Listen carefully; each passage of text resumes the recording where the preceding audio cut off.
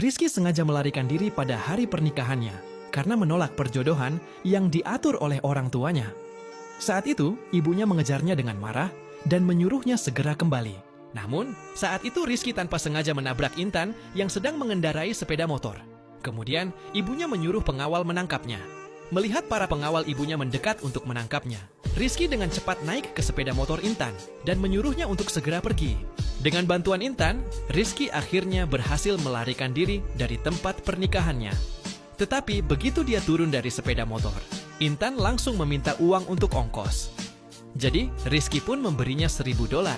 Tak lama, setelah Intan pergi, Rizky menerima telepon dari asistennya. Asisten itu mengatakan bahwa dia sudah menemukan tempat baru untuknya. Sementara itu, Intan juga menelepon putranya. Dia mengatakan kepadanya bahwa dia telah mendapatkan $1.000 hari itu dan akan mengajaknya makan besar. Putranya sangat senang setelah mendengar itu, tetapi dia menutup pintu terlalu keras dan nomor rumah di pintu terbalik. Tak lama setelah Intan pergi bersama dengan putranya, Rizky tiba di apartemennya. Melihat nomor kamar yang sesuai, dia langsung memasukkan kata sandi yang diberikan oleh asistennya.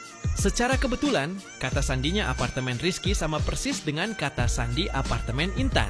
Saat Rizky masuk ke apartemen Intan, ia mendapati bahwa apartemen itu sangat berantakan.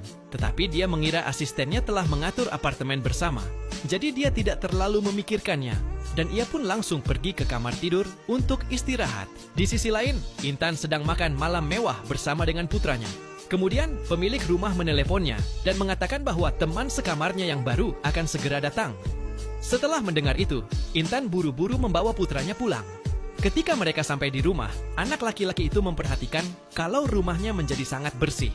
Dan ia curiga kalau ada orang asing yang masuk. Tetapi Intan mengira putranya hanya menakutinya. Dan mereka mulai bermain-main di ruang tamu. Kemudian, Rizky terbangun oleh suara kebisingan mereka dan menyuruh asistennya untuk segera datang dan mengusir anak itu keluar. Asisten itu tiba dengan cepat dan kebetulan bertemu dengan teman sekamar baru Intan.